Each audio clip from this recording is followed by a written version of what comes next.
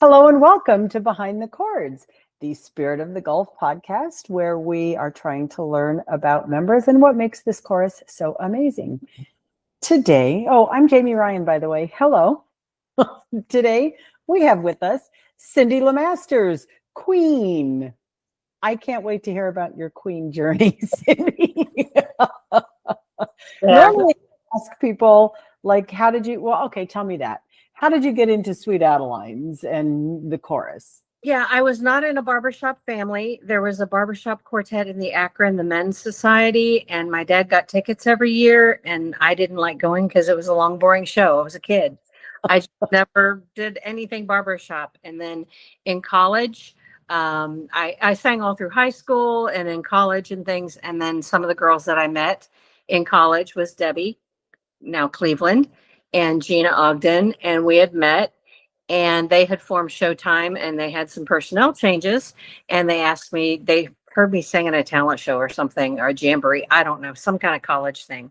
And they asked me said, would you like to join to try out? And I was like, sure. And they said, can you sing baritone? And I said, what's that? Yeah.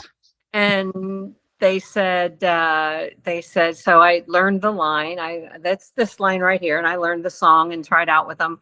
And then they were like, okay, we have to join this thing. It's called Sweet Adelines. It's like $100 a year. Do you have $100? And I was 20 something. And I was like, no. So we scraped it up and so Showtime was really my first experience with barbershop. That's amazing. So you joined a Queen quartet as your first step into the organization. Wowie, wow.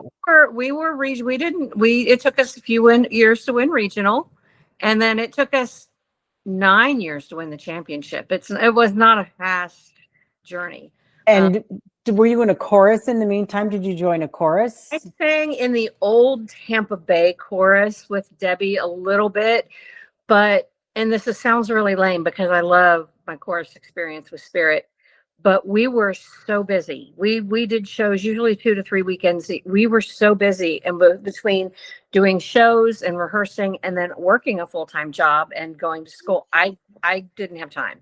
So I was never really in a chorus until after Showtime. Sorry, my meeting starts in 15 minutes. After Showtime ended, and then I wanted to continue singing and stuff, and I got involved in the chorus. But it was a great journey. We had fun. We traveled everywhere. I don't think I appreciated, I was so young. I don't think I appreciated it like I should have. Like I didn't keep a scrapbook and I didn't keep, I have memories, but I probably should have like collected something from every place we went or put a pin in a map or something like that. But we had a great time. But yeah, it took us 9 years to win. We did a lot of comedy and did not, I don't know what you call it, play the game, but we did not focus our efforts on singing as well as making people laugh. And then we found out it was a singing organization. And so the last few years really focused on honing those skills and finally won. I think it's super cool. I think it's way harder to hone the skills if you're not singing in a chorus because you get that education from the chorus all the time. And we all grew up in church where we sang a cappella harmonies. And so we kind of got it and we sing by ear. But yeah, and if you're not listening to the true barbershop in a chorus, it is really hard. But we were third at international. We were third and then third the second year. And then fourth. Gosh. And then fourth. And then 23rd, long story. And then second first. So one year we did, it was the first year that they allowed parodies. So we did one. And we did a Dick Tracy parody. We sang I'm All Alone in Solitary. And, oh, goodness gracious. We sang, it's Barbra Streisand sang it. Wave Your Little Hand and Whisper So Long Dearie. And so Dick Tracy was Debbie and we were all prisoners and we had the costumes and she had a Tommy gun, which you could never do now. And we sang, she was arresting us and So Long Dearie and you're going to prison. And then our ballad was I'm Alone in Solitary. And, it was hilarious. And we got a standing ovation. from the audience. But at the end, when we ended it, we did our tag and we broke our tag, and Debbie went "Ee," and shot the judges with a Tommy gun, which again, you would not be allowed to do anymore.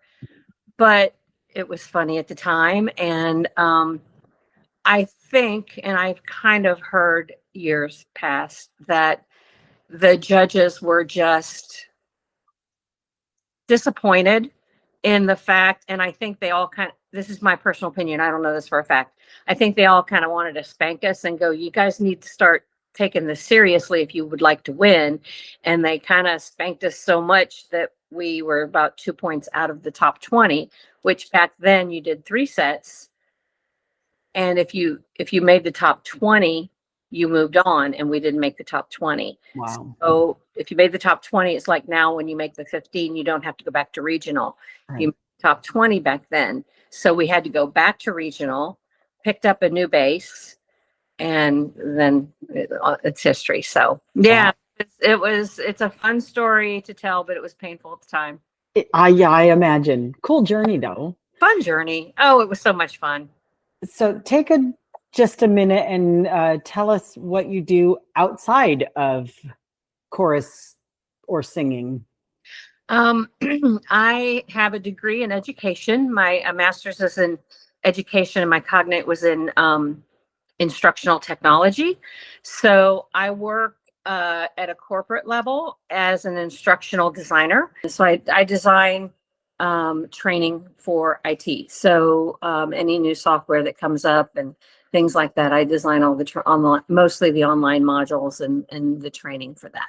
Cool. Now, before I move on to the rapid fire questions, I just want to comment that I happen to know we share a like of true crime. Oh yeah. Oh yeah. I'm a true crime junkie. So am I. Worked in law for a long time as a paralegal, and then I moved on and did corporate, went back to school, and I'm, full circle. I'm working for law again, but I'm in IT and doing training. So, but yeah, I'm a true crime junkie. I love the law, and I love all the court cases and things like that. Okay, I'm going to give you some rapid fires so that we can keep this kind of short. I have 6 cards that are numbered 1 through 5, and then there's one that says bonus. Right. You get to pick a number, and I will give you those 10 rapid fire questions. Let's do it. Number 3. It actually says 3 on it. I know you can't see it because I wrote it in pink anyway, because that's what I mostly write in. I'm going to put my glasses on so that I can actually read these questions. All right, here we go. Oh, who has been your favorite Sweet Adeline's coach? Or favorite? That is difficult because we've had a lot. I think it's kind of a tie. Dale Syverson was incredible, and as a baritone, she really helped me. Betty Clipman was incredible. We worked with her a lot, but we worked with so many, Larry Ager and Jim Casey. We've just worked with so many. One that I truly love and I love working with is Jean Barford. I worked with her with another quartet that I sang in Premiere, and she is incredible. And she's I just can't describe her coaching. You just walk away completely changed. So awesome. All of them have been great, but those are probably the 3 that really made the most impact. Cool. Okay, question number 2. What is your superpower? My superpower. I don't know. I know what I'd like my superpower to be. Training dogs correctly would be my superpower, because puppies is like having a toddler. I don't know. All right. You can say I don't know. I just don't know if I even have a superpower. Learning music by ear, because I don't learn music by look at the paper. Reading music. So maybe that's it. All right. Question 3, Disney or Broadway? Broadway. Not a big Disney fan. Sorry, everybody. Sad day for Jamie. Number 4, what instrument do you play? The radio, the CD player. I can play piano a little bit by ear, but that's about it. I just don't. Okay. Focused in voice, not in instruments. Number 5, what's always in your pocket or purse? Chapstick and glasses cleaners. Smart, practical. Number 6, what is your most watched movie? Oh, Pride and Prejudice, probably. Probably. That's kind of the go-to that you just either that or like sometimes when you want to clean the house, you put on the Harry Potter sequels. But probably Pride and Prejudice is one of my favorites. All right. Keira Knightley one. Number 7, do you talk to yourself out loud? Oh, absolutely, all the time. All the time. Number 8. I live alone with puppies. Who am I going to talk to? I talk The puppies. Talk to myself. Number 8, if you could time travel, would you go forward or backward? Backward. Number 9, what is the worst song to get stuck in your head? Worst song to get stuck in your head. Usually it's like a jingle or something from a commercial, but right now, my new quartet is learning a song for our Spirits Christmas show called, well, I'm going to give away the secret, called Candy Cane Lane. And it's a little repetitive and it's an earworm in my head because I'm trying to learn it. It's very earwormish right now. And you sing bass in the new quartet, right? Yes, I do. I sang baritone in Showtime. I sing bass now. All right. And number 10, do you hit the snooze button? I don't even set an alarm. My internal body clock wakes me up at about 6:15 every day. Rain, shine, whether I have to work or not. Yeah, vacation, not vacation. Yeah, I wake up. Yeah, I don't even set an alarm anymore. All right. So those are the rapid fires. Is there anything else you want to tell us that I haven't asked about?